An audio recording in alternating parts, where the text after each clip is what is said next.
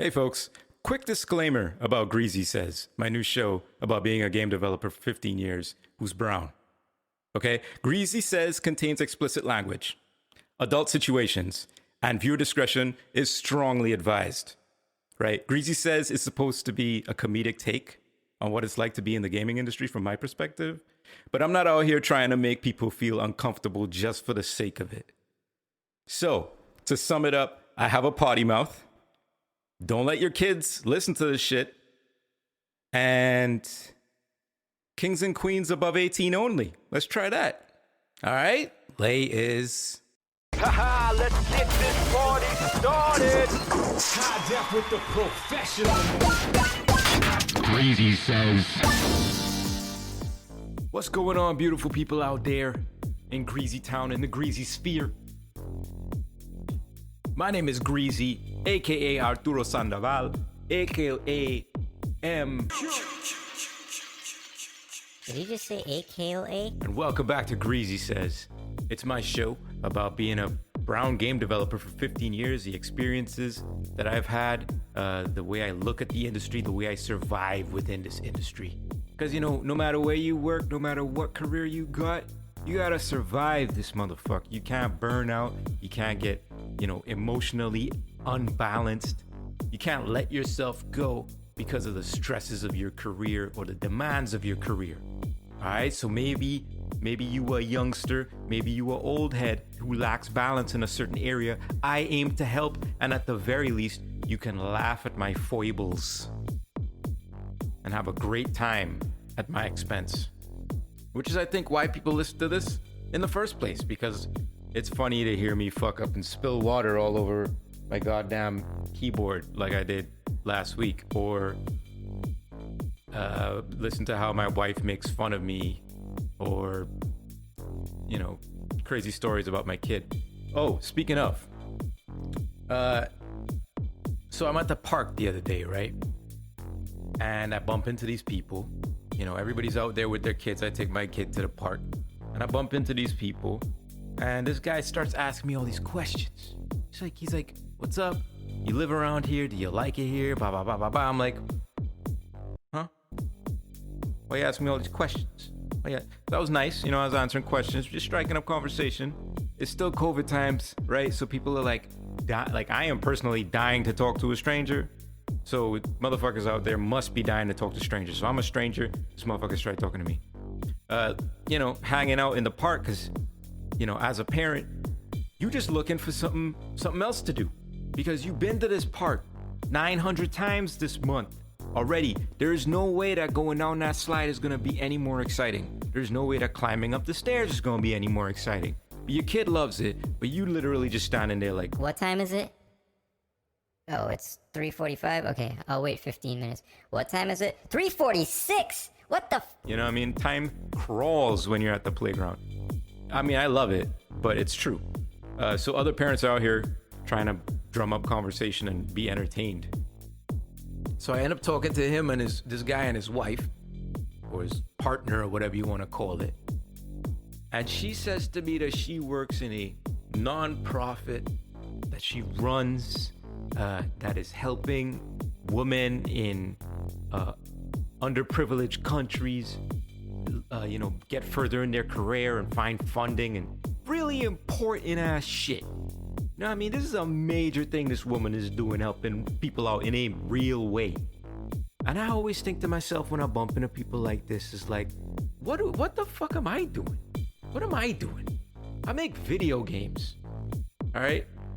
I'm still like 13 years old somewhere inside of my heart. You know what I mean? This woman is fixing real problems out there in the world. Finding underprivileged women jobs and careers and helping them realize their dreams and shit. I'm over here making fucking sound effects. I'm over here telling a dude that I don't like the way I'm out here telling a dude to make the menus move quicker. You know what I mean? I'm telling this dude I don't like the particle effect on this flame fucking animation. You know what I mean? Pointless. Completely pointless in the grand scheme of things. She's out here making people's lives better. I'm in here splitting hairs over a fucking texture. You know what I'm saying? It's ridiculous. So I sometimes I find myself thinking like, man, why don't I do something that helps people? But then I think about it a little bit more. I get out of my greasy space and I think about it more. Video games do help people. Video games bring joy to a ton of people. Yeah, it's not anywhere on the same level as what this woman is doing. You know, I'm not changing lives out here. But I've received letters, or the studio I work for has received letters from, kids to young adults to older adults about how the games that I've created have changed their fucking life and helped them through battling cancer or fucking the death of somebody in their family or depression or whatever. Inspired them to try and make games and all this shit. So, yeah, my shit is pointless. My shit is stupid, right? Moving little ones and zeros around don't mean shit in the grand scheme of things. But there's a spark. I am sometimes adding to humanity. I'm not just a complete fucking drain on humanity. But I ain't nowhere close to this woman over here. Jesus Christ. Nice people, though. Nice people.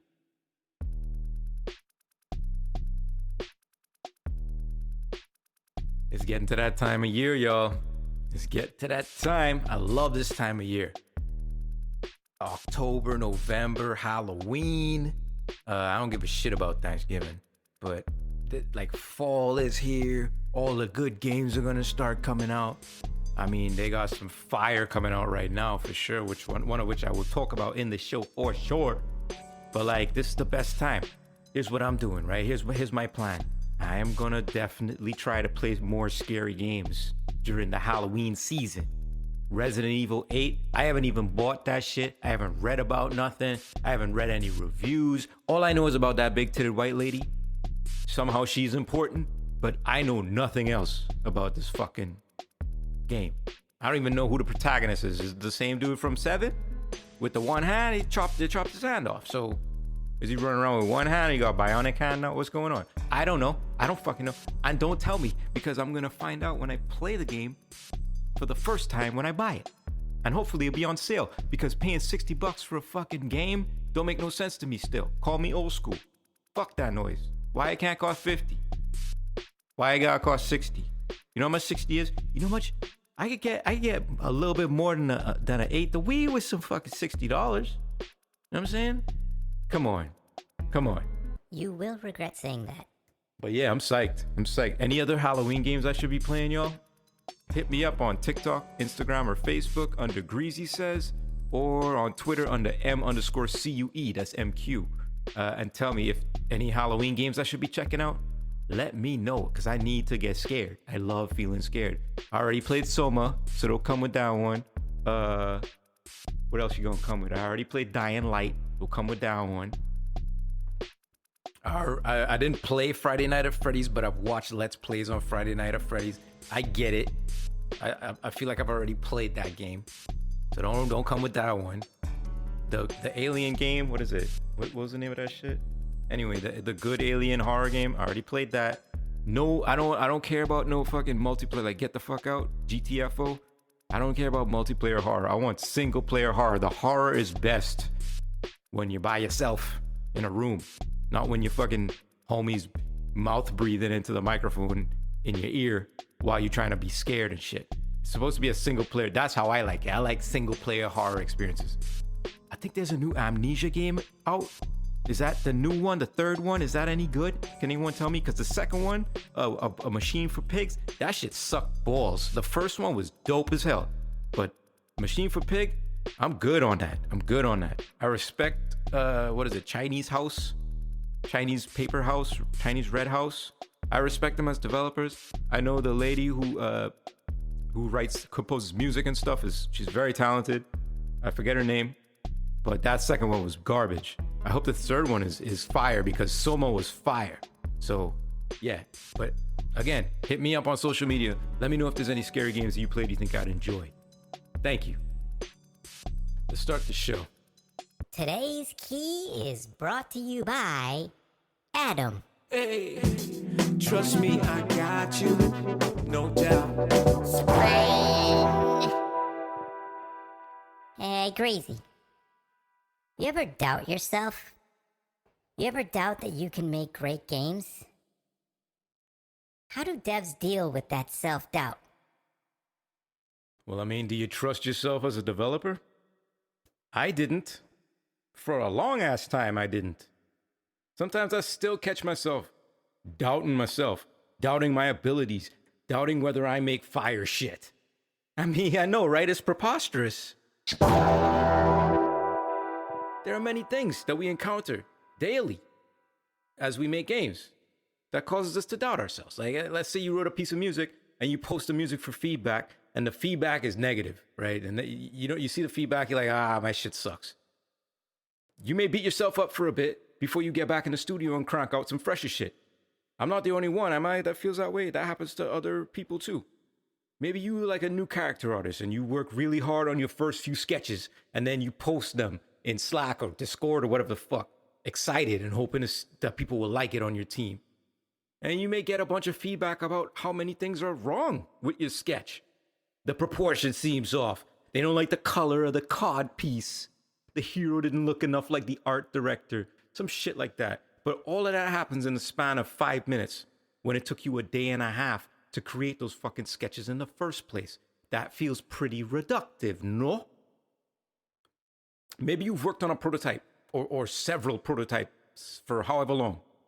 And every single one of those prototypes got shot down, failed, they didn't get signed, they never got released, they didn't gain any traction at all.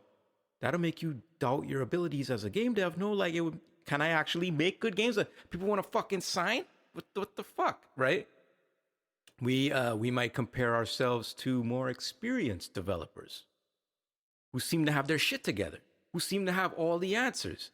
We might receive criticism and feedback from those experienced developers, and we might not even know how to process that feedback because it's usually blunt and right to the point. Them old head devs, they get fucking greasy. Instead of using that information to empower ourselves, we might, as I've done in the past, use that to doubt ourselves, which is a shame. Now, I know. I mean, you watch any fucking video, these young whippersnappers out here, they have all the confidence in the world. They're going after the bag. They're all about themselves. They're on social media, which helps, which makes it so that you can self-promote indefinitely at any time of day and grants you instant gratification if you do something interesting or cool, or if you shake your ass the right way. As a young dev, I had that same level of confidence. I definitely thought I was the shit until I failed, stumbled, failed again, fell out. And enough time passed that I learned humility. And with humility comes pause. With humility comes hesitation because you've learned to truly form your ideas in your head before letting them fly out of your mouth.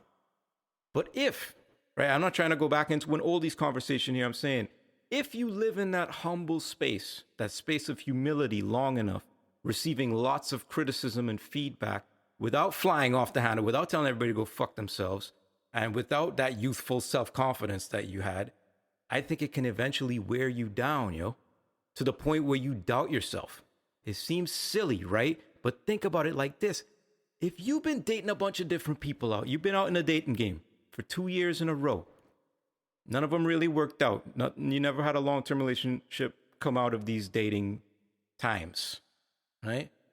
Yes, you've learned a lot about yourself. Yes, you've learned a lot about fast relationships. Yes, you've mastered small talk and the art of hooking up on the first date. You got all that shit locked down. You got mad skills in the dating game. But why won't anybody pick you? Why are you still not on a team? What's wrong with you? Are you everything you think you are? Feel that shit? You feel that doubt, that creeping doubt? It sucks, right? Yeah. That creeping doubt is coming out. It's coming out. I once wrote a piece of music as a side job.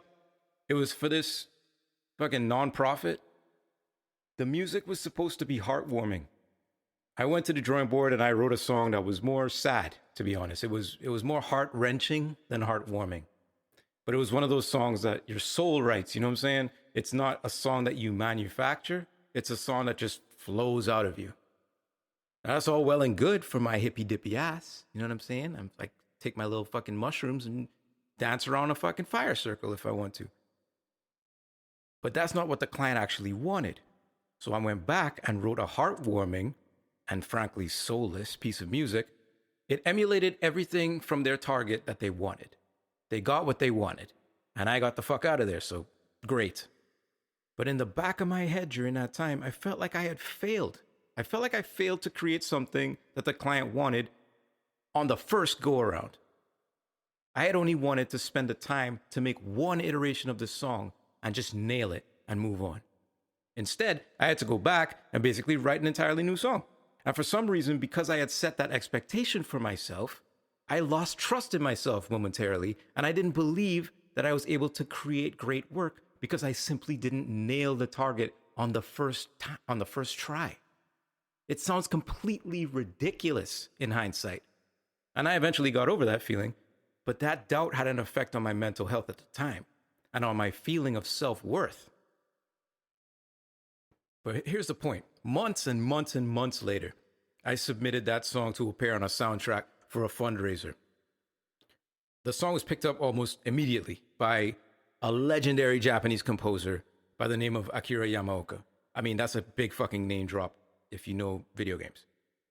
Getting on that album actually helped my career in a pretty significant way. It also, more importantly, lifted my confidence and the trust in myself to a new level.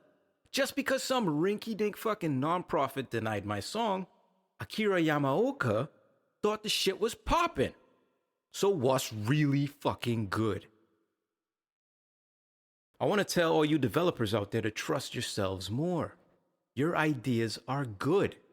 Even if you have bad ideas, your ideas are still good.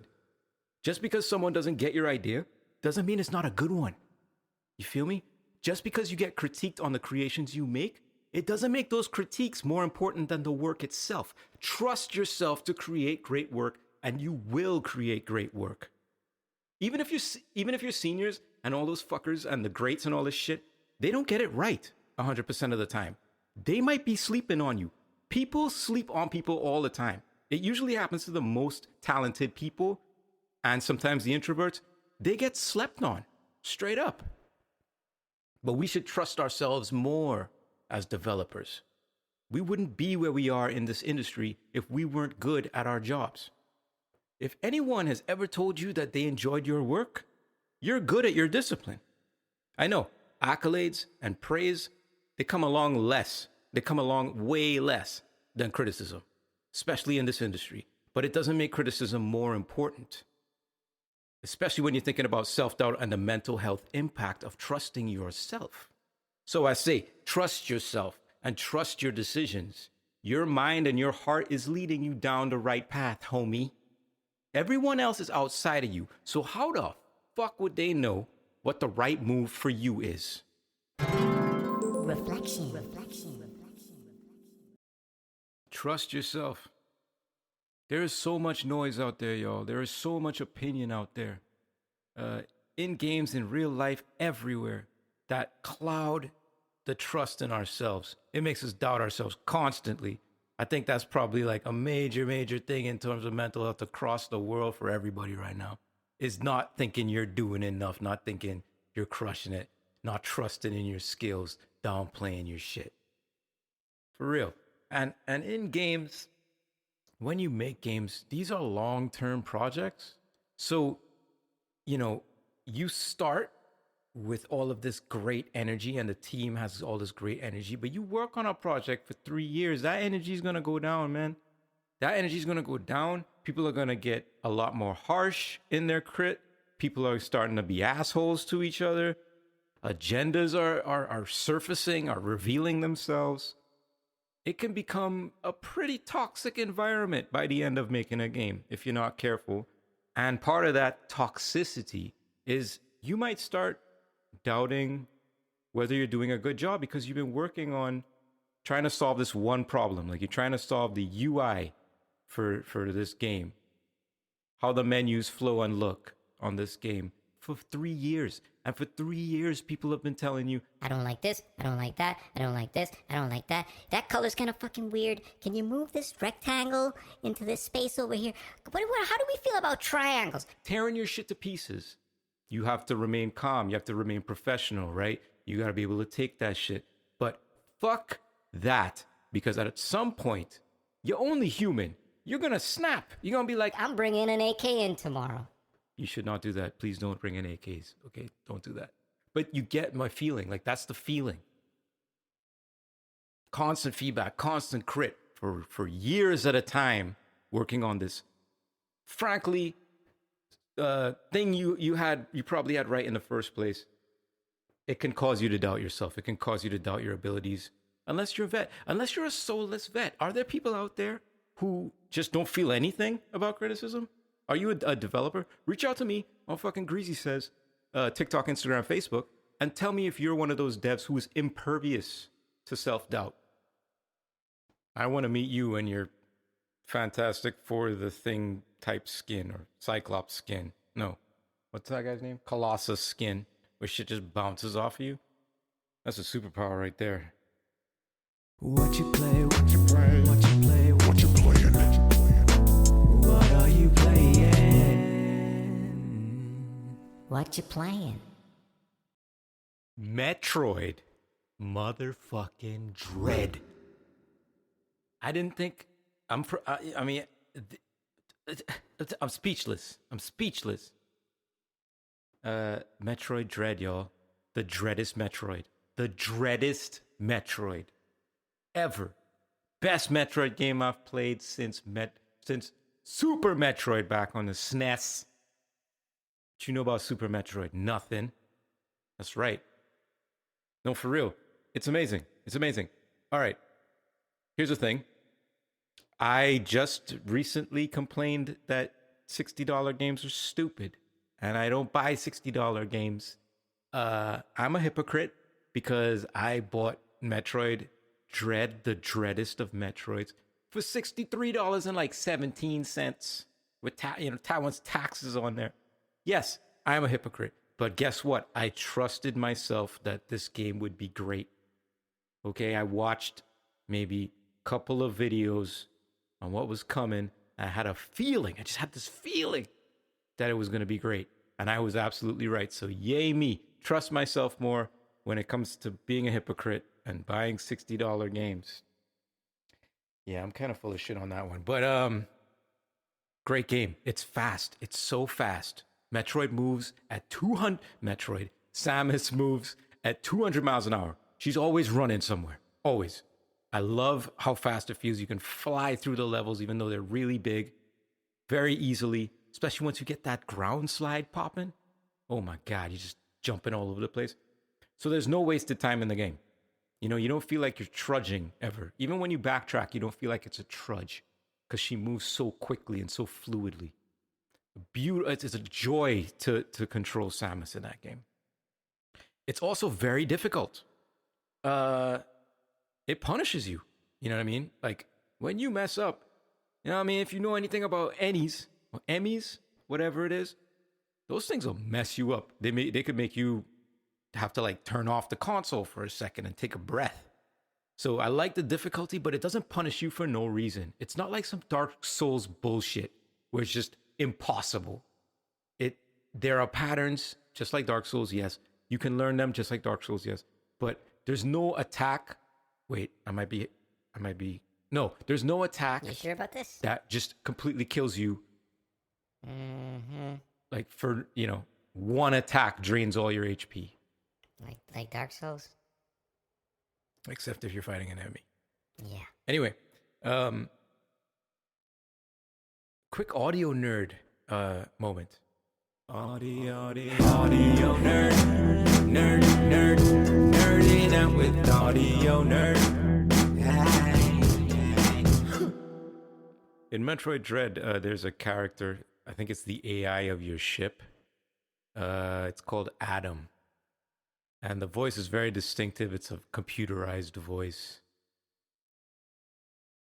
And it got me thinking about whether they actually hired a voice actor for that, or if they just used a computer to generate all the speech to text, or text to speech rather.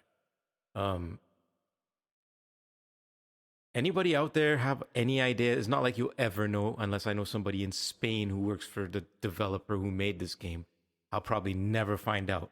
But if you have an idea of whether you think it's voice acted or it's text to speech, hit me up. Greasy Says, TikTok, Instagram, Facebook, M-Cue on Twitter, because I would love to fucking know.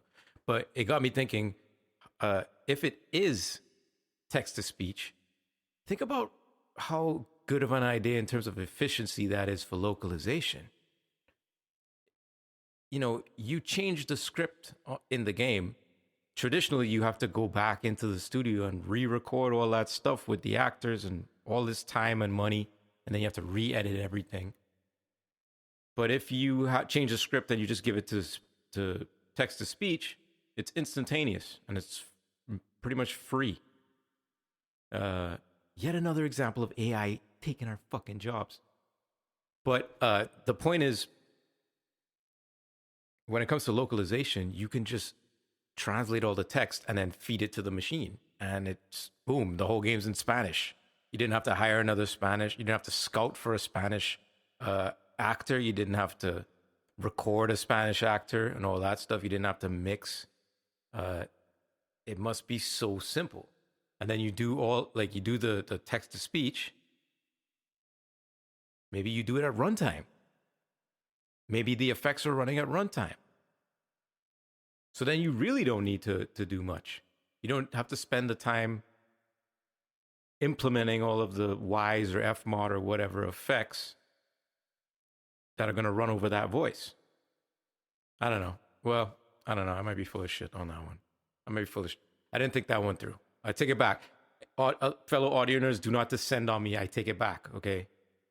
But I'm just curious about the whole text-to-speech thing.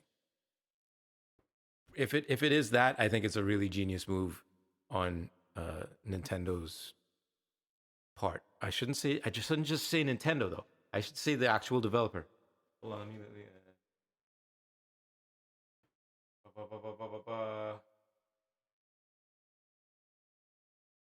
Mercury Steam, who apparently they're a Spanish game developer based in San Sebastián de los Reyes, Madrid. Apparently they've done some Castlevania stuff, and they did Metroid Samus Returns. I remember that one. Oh, okay, so Mercury Steam has quite the track record. They're legit. They're fucking legit. Bravo, Mercury Steam. Mercury. Why is that so hard to say? Did y'all think about that before you named your company? Congratulations to Mercury Steam on making the best Metroid ever. So much fun. So much fun. Go buy it right now. $60. Don't even wait for a sale on this.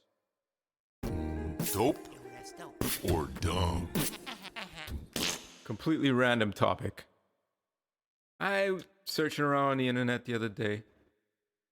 I don't know how I ended up on this thing, but I discovered RC airplanes. This is not a new idea, right? You get people flying drones around, but you think of an RC airplane as like, max, it's like 2 feet long. No. This is some crazy rich white people in Germany hobby shit where they flying legitimate jet airplanes that are like, I don't know, the size of a swimming pool or the size of a car with real jet engines on it. And it's like 50 people, all these Germans on a real runway flying a replica of a 747 jet, like a passenger jet, remote control. Have you seen this shit? Go online and look for this shit on YouTube.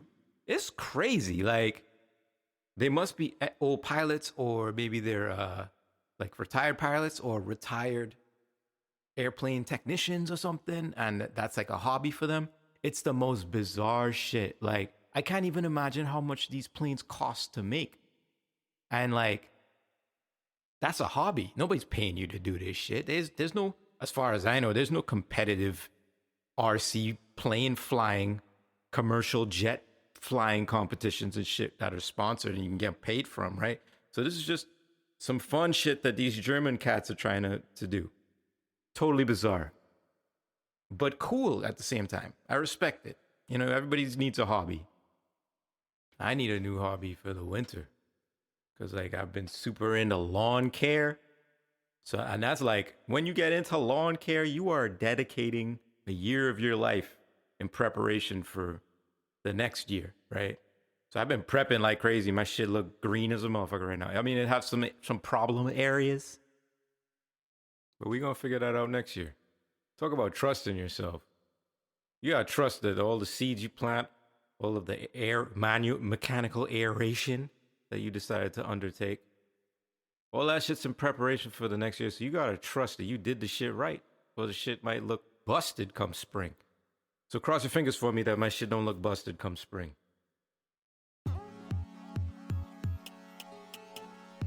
Got a really nice new listener comment on Twitter.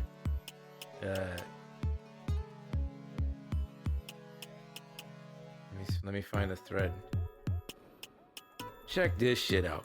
Found out today that one of my old homies started a game dev podcast, and it's such a refreshingly honest and unique take from most podcasts like this. He's always been one of the chillest dudes in the biz.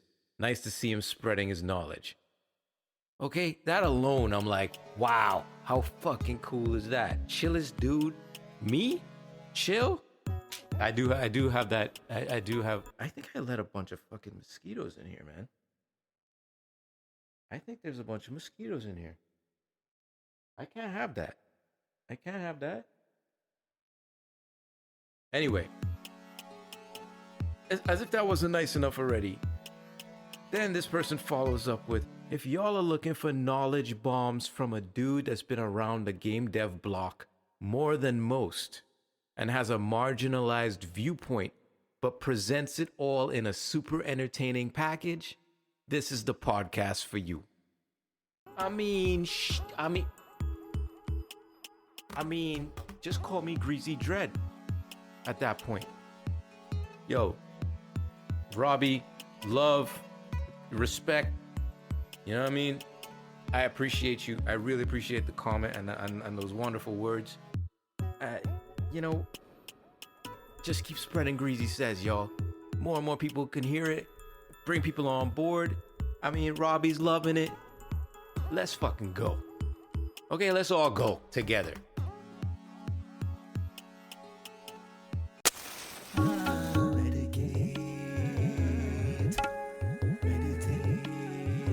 Medicate and meditate. This week, I want to talk about and recognize the ways that I trusted myself this week.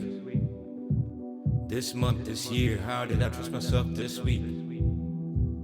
This month, this year, how did I trust myself this week? Metroid Dread, the dreadest of Metroids. Bought that shit for $63.17. Trusting it would be good. And it was fucking good, fucking real good. Real hard, real good. Real hard, like that, D. I apologize if you're sensitive and you don't like D. But I got a D. I'm so sorry. I said no. I said no to some motherfuckers. Sometimes you gotta say no to some motherfuckers. Because they ask too much. Oh, so too much of a drain on your tank, baby. Can't have that drain on your tank, baby. Need something for yourself.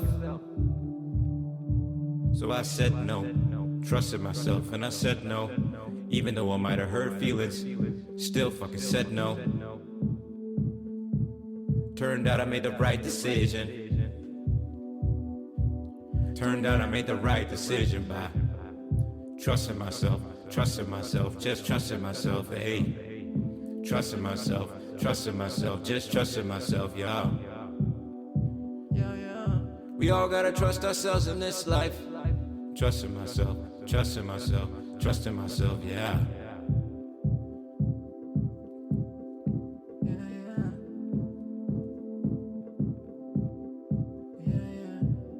Even got my baby boy a new kind of snack at the grocery store.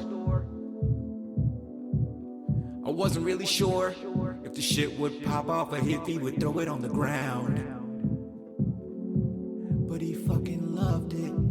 It's called a Cape Gooseberry, and he fucking loved it. Yeah, my son loved it. It's a Cape Gooseberry. Yeah. Greasy people, you have arrived to the end of the episode. I'd like to thank you for being here. Being here.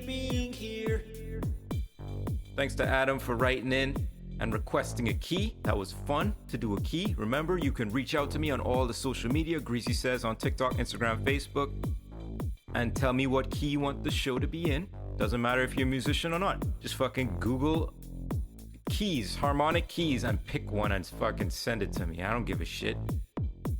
But thank you to Adam for doing that. Thank you to all the people who wrote in. More people are writing in. I got some more recently, but I couldn't fit them in this episode, but we'll get them in the next one. If you could, take some time and go and rate Greasy Says if you haven't done it already on whatever podcast network you're listening on.